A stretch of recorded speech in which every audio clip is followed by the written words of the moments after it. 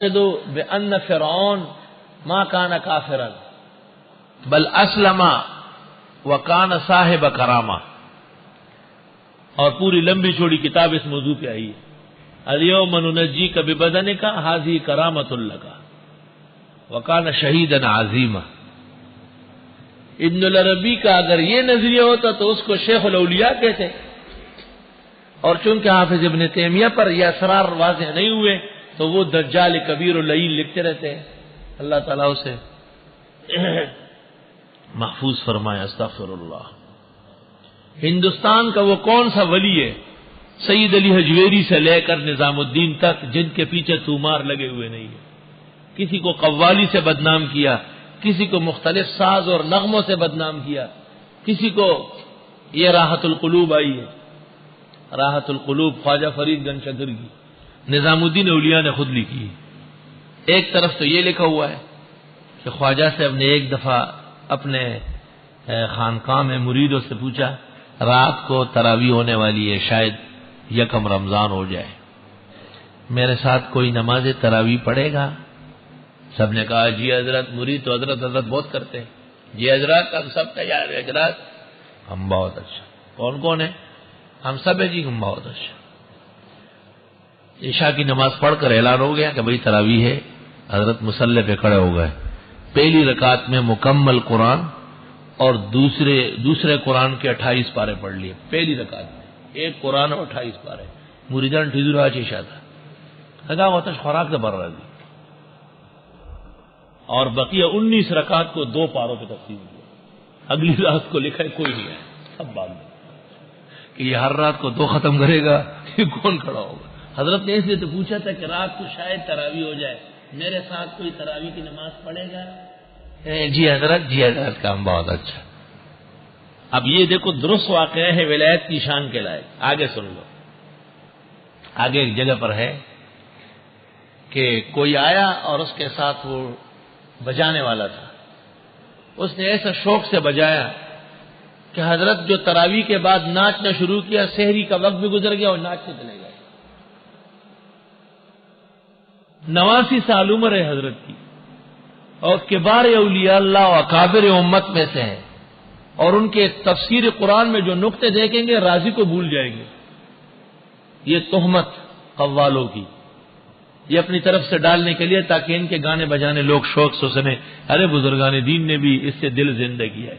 دل زندہ کرنے کے لیے قرآن آئے ہیں یا ٹنگ ٹکور ساز آیا ہوا ہے؟ پھر تو گلنار بیگم میر خانم کا دل سب سے زیادہ زندہ ہوتا۔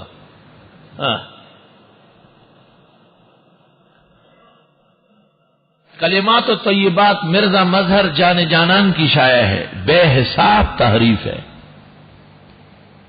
خواجہ نظام الدین کی فوائد الفوائد جس کا میں ذکر کرتا ہوں، اسی میں لکھا ہوا ہے کہ جب خواجہ صاحب کو پتہ چل جاتا کہ یہ عالم قوالی نہیں سنتا ہے، اس کے پیچھے نماز نہیں پڑھتے تھے، پڑھی ہوئی نماز دوبارہ پڑھ لیتے تھے۔ یہ خواجہ کی کون سی شریعت تھی اپنی؟ یہ سب تہمت قوالوں کی چل رہی۔ کون بچ چکا ہے؟ پیرانی پیر شیخ عبد القادر گیلان سے نکلا ہے، بغداد میں جا مرا ہے، اور غنیہ کے اندر 48واں فرقہ حنفیہ ہے، جہنم جانے والا۔ پیرانی پیر نے اتنا بڑا علم حاصل کیا، امام ابو حنیفہ کو نہیں جانتے تھے اور احناف کو۔ یہ 10 البغات ہے، تہمت ہے، تہمت۔ اور مبتدئین جب علماء دیوبند کی بعض عبارتیں دکھاتے ہیں تو میں ان کو کہتا ہوں کہ شیخ عبد القادر جیلانی سر الاسرار روح الارواح امام الاولیاء حضرت شیخ المشائخ، ان کی کتابیں بچی ہے؟ کہتے نہیں ان میں بھی غلطی ہے۔ تو میں نے کہا جب مشکل کشا اور دستگیر کی کتابوں میں غلطی ہے تو سید احمد شہید، مولانا محمد قاسم کی تحذیر الناس، مولانا اشرف علی کی حفظ الایمان، مولانا خلیل احمد کے براہین، یقیناً ان کتابوں کے اندر تم جیسے شرارتیوں نے کچھ نہ کچھ ڈالا ہے اپنے لیے راستہ ہموار کرنے کے لیے۔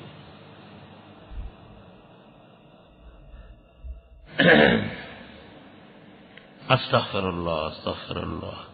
علم اس کو نہیں کہتے، یہ طالب علم نوٹ کرے، علم اس کا نام نہیں ہے کہ جو کتاب میں ہے تو آپ بکتے جائیں۔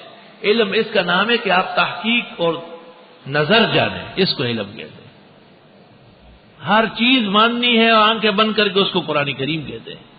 اس میں بھی متشابہ محکم کا تابع ہوگا. اگر آپ نے متشابہات کا اتباع کیا لَزَلَلْتَ عَنْ سَوَاءِ السَّبِيلِ، کبھی گھر واپس نہیں آئیں گے. جناب رسول اللہ صلی اللہ علیہ وسلم انسان نسل میں تشریف لائے. آپ کی والدہ، اس کا نام، قبیلہ قوم، والد قوم قبیلہ نام سب معلوم ہے. آپ نے اتنی شادیاں کی، اتنی اولاد ہوئی، نسل آپ کی دنیا میں موجود ہے. یہ بشریت و انسانیت کی قطعیات، بدیہیات.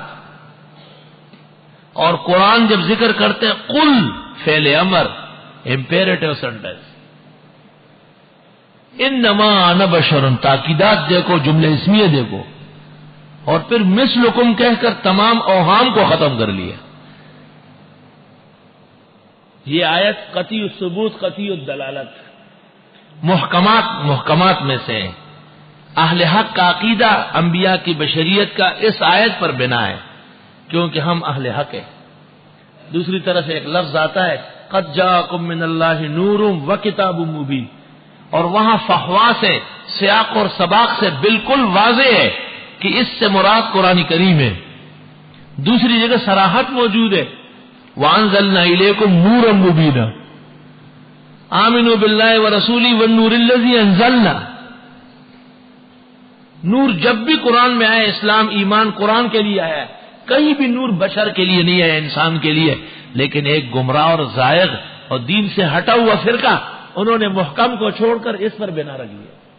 نور ہے جی، نور ہے، نور ہے، نور ہے، نور ہے، نور ہے شروع کر دیا بے نوروں نے. اختلاف جو اہل حق اور اہل بدعت کا ہے، یہی اختلاف ہے کہ اہل حق وہ محکمات پر چلتے ہیں، متشابہات کو تابع کرتے ہیں. ہم نے اس کو تابع کیا کہ اگر نور سے آپ مراد ہے تو مقام مراد ہوگا، مرتبہ مراد ہوگا، حیثیت و شان مراد ہوگی. باقی جہاں تک انسانیت اور بشریت ہے وہ بالکل بے غبار ہے، اس کو کوئی چھیڑ نہیں سکتا ہے. اس لیے 700 فقہاء، محدثین و مفسرین کے بالاسماء و اسماء الآباء عبارت موجود ہے کہ بشریت کا منکر کافر ہے، اسلام سے خارج ہے. آپ کے سامنے انشاءاللہ چوتھے پارے میں آ رہا ہے لقد من اللہ علی المؤمنین اذ بعث فیہم. جتنے اختلافات دنیا کے اندر ہے، آپ دیکھیں صحابہ کرام کو قرآن کہتے ہیں اولئک هم المؤمنون حقا، پکے مومن، لہم مغفرہ، بخشش ہو چکی ہے، رضی اللہ عنہ